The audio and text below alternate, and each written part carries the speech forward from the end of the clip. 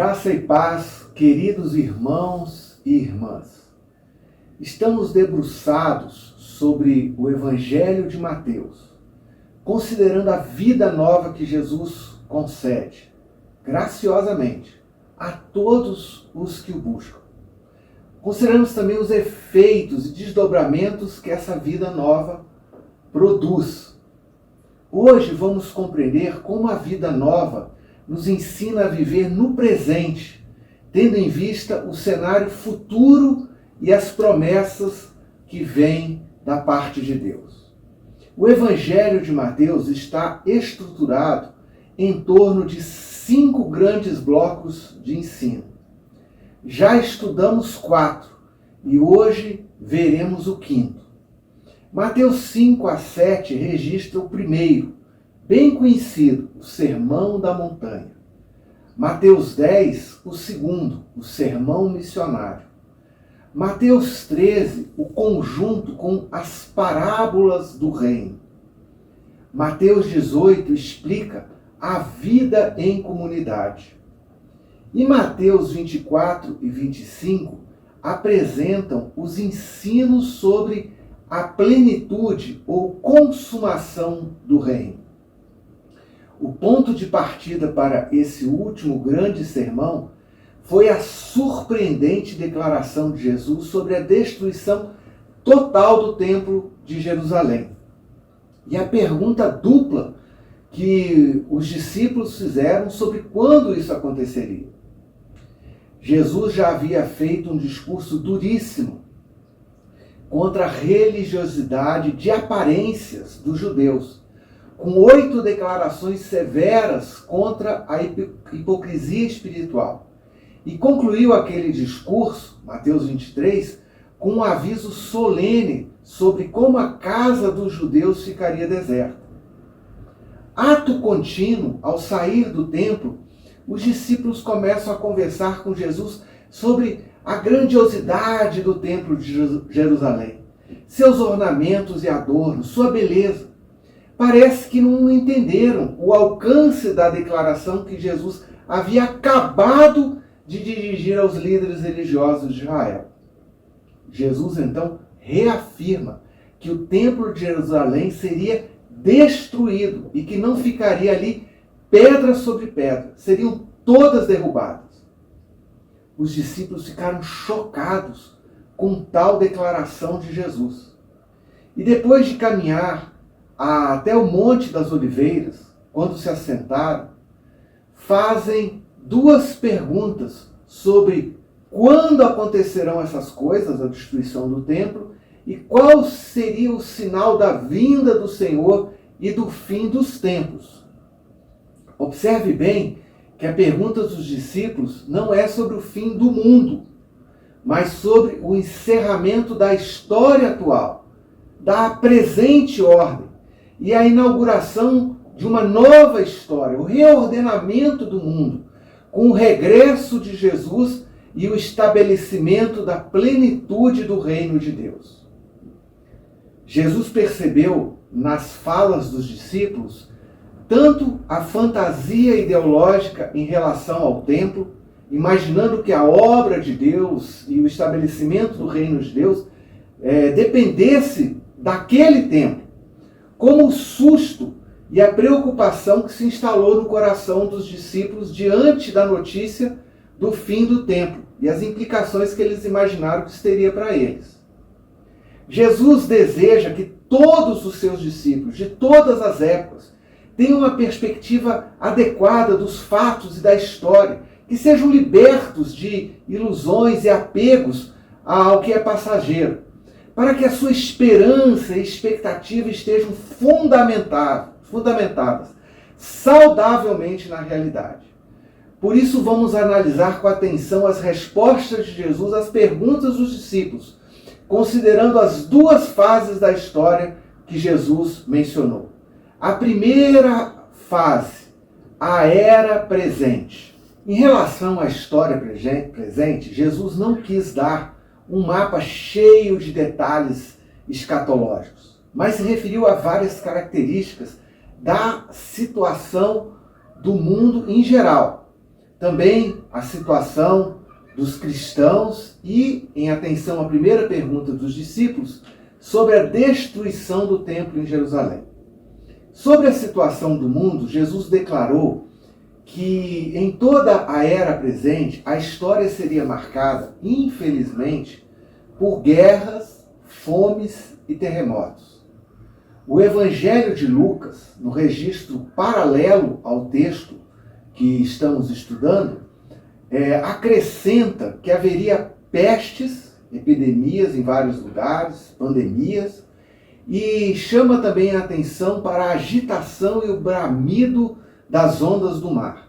Talvez uma referência ao fenômeno do aumento do nível do mar decorrente do aquecimento global. Jesus deixou claro, de modo categórico, que toda essa instabilidade política, econômica, ambiental, são acontecimentos que marcariam necessariamente a história como um todo, que não eram o fim dos tempos, mas as marcas de toda a era presente. Jesus também fez menções à situação específica dos discípulos durante toda a era presente. A declaração mais importante é que este evangelho do reino será pregado em todo o mundo como testemunho para todas as nações. E então, e tão somente então, viria o fim. Ou seja, a principal condição para a conclusão do atual período da história e a inauguração da plenitude do reino de Deus não são as catástrofes, mas é a pregação e testemunho do evangelho a todas as etnias da terra. Durante a história presente, os discípulos de Jesus poderiam ser perseguidos, condenados e até mortos por causa da sua fé. Haveria escândalos, ódio e traição. Surgiriam falsos cristos e falsos profetas, enganando a muitos. O amor de muitos se esfriaria e a maldade aumentaria. Mas nada disso seria o fim da história. Trata-se da história mesmo. Em relação à derrubada do templo, questão inicial que motivou as perguntas dos discípulos, Jesus foi bem restrito, referindo-se à Judéia, ao sábado, ou seja, ao contexto judaico. A sua profecia se cumpriu com exatidão cerca de 40 anos depois de declarada, no ano 70 depois de Cristo.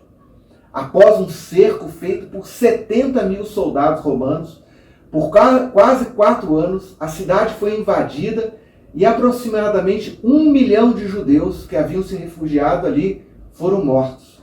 O templo foi queimado e todas as pedras do edifício foram revolvidas para recuperar o ouro derretido que havia escorrido pelas frestas. Os cristãos da época seguiram as instruções de Jesus com precisão e quando viram Jerusalém cercada pelo exército romano, fugiram da cidade, atravessaram o rio Jordão e se estabeleceram na cidade de Pela, na região de Decápolis. Há registros históricos dessa comunidade e seus descendentes vivendo ali séculos depois. Assim como os cristãos do passado deram atenção às instruções específicas de Jesus sobre a saída de Jerusalém, nós precisamos observar com toda a atenção as instruções que Jesus deu para que vivamos na era presente. A ênfase de Jesus foi em não se deixar ser enganado por falsos messias e falsos profetas. Ele repete algumas vezes a ideia de não sair atrás de indicações de que Cristo está aqui ou está ali, pois a vinda de Cristo não será algo secreto ou restrito, em algum lugar restrito, mas será gloriosa, universal e visível para todos. Portanto, é preciso discernimento e todo cuidado com as teorias e previsões que algumas pessoas inventam nesse campo da profecia bíblica. Jesus também disse para não nos assustarmos, não ficarmos alarmados com os acontecimentos complicados que aconteceriam durante a história.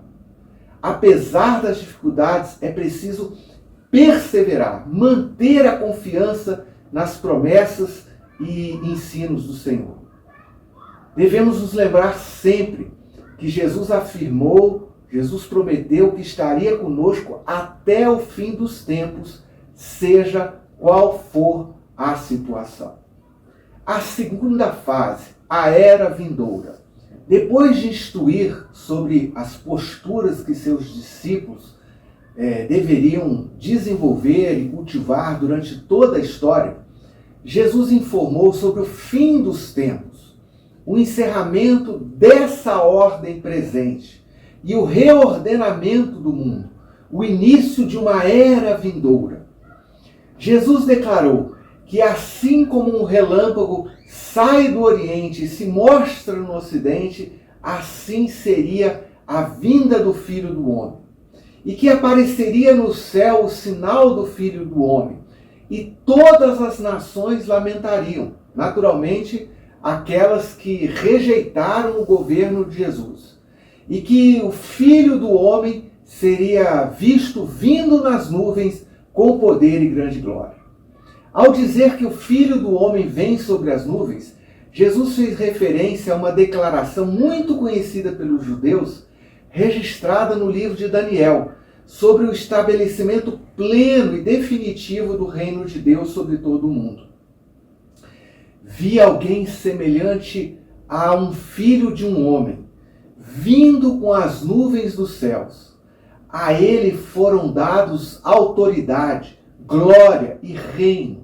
Todos os povos, nações e homens de todas as línguas o adoraram. Seu domínio é um domínio eterno, que não acabará, e seu reino jamais será destruído. Assim Jesus está dizendo que vem um dia em que a atual ordem injusta, violenta, desigual, será transformada pela vinda ou volta, o retorno do Filho do Homem, com glória e poder, para estabelecer uma nova ordem cheia de graça, justiça e igualdade. O contexto desse acontecimento, segundo Jesus, será como nos dias de Noé, antes do dilúvio. Ou seja, as pessoas viviam sem dar atenção ao anúncio comunicado por Noé, profeta da justiça. Comiam, bebiam, davam-se em casamento, sem atentar, sem perceber, sem considerar os avisos vindos da parte de Deus pelo seu mensageiro. Segundo Jesus, haverá sinais cósmicos singulares, ímpares, declarados aqui numa linguagem que indica algo glorioso, indubitável, uma espécie de contração do mundo que salta para um novo estágio, uma nova criação. A vinda de Jesus para inaugurar a nova era, a era vindoura, terá caráter universal, será visto por todo o olho, será a irrupção instantânea, como um relâmpago que pode ser visto em toda parte, e envolverá seres celestiais, o acolhimento de todo o povo de Deus, daqueles que escolheram servir ao Senhor, e de lamento para aqueles que rejeitaram o reino de Deus. Em relação ao novo tempo que virá sobre o mundo, sobre todo o cosmos, podemos ter certeza de que assim ocorrerá. Porque assim como as palavras de Jesus se cumpriram com exatidão milimétrica em relação aos eventos do passado, como a destruição do templo no ano 70 depois de Cristo, assim também os céus e a terra passarão, mas as palavras de Jesus jamais passarão. Mas ninguém sabe o dia e a hora. Jesus enfatizou essa verdade. E qualquer um que tenta agendar a data do retorno de Cristo, com certeza está no grupo dos falsos profetas, por mais piedoso que pareça. Diante da perspectiva gloriosa da volta de Jesus, o que devemos fazer? Como agir? Como se preparar? Jesus deu 3 comandos. Primeiro, vigiem, isto é, ficar de guarda, estar atento. Segundo, estar preparado ou pronto para quando o Senhor voltar. Terceiro, estar cumprindo as tarefas que o Senhor determinou a cada um. Feliz o servo que seu Senhor encontrar fazendo assim quando voltar. Então, ao invés de uma visão catastrófica de fim do mundo, o cenário que Jesus vislumbra do futuro é que as promessas de Deus se cumprirão na história, que o reino de Deus será estabelecido no mundo, que Deus vem morar conosco definitivamente, que todo antagonismo e desordem serão superados, que a velha ordem passará e que, junto com a vinda de Cristo, surgirá um mundo transformado, cheio de justiça. O novo tempo, a nova ordem anunciada por Jesus, não vem pela destruição do mundo, mas começa agora, deixando a luz do céu, a esperança do alto entrar e se instalar em nosso coração. Enxote a noção pessimista de destruição do mundo da sua mente, pois ela gera uma espiritualidade alienada, doentia, individualista. Esse jamais foi o ensino de Jesus. Pelo contrário, o fim dos tempos, com a vinda de Cristo, significa a ruptura da ordem maligna que se intrometeu nesse mundo. Significa a renovação de todas as coisas. Significa a revelação de toda a bondade divina e o cumprimento do maravilhoso projeto de Deus. A vinda de Cristo é a salvação da criação, o estabelecimento da nova criação, não apenas para indivíduos, mas para toda a Terra, para todo o planeta. É para isso que o mundo foi criado desde o Big Bang. Esperamos os novos céus e a nova Terra, onde o ambiente divino substitui a velha ordem e a oração mais orada do mundo se cumpre. O reino de Deus vem, desce, e a vontade de Deus passa a se realizar plenamente na terra, como ela é feita no céu. O Senhor conceda iluminação e entendimento para compreender todas essas verdades. Fico à sua disposição para esclarecer as suas dúvidas, responder às suas perguntas. E que a graça de Deus encha o seu coração de esperança e que guarde e abençoe a sua vida, junto com seus queridos, até a bendita volta do Senhor Jesus.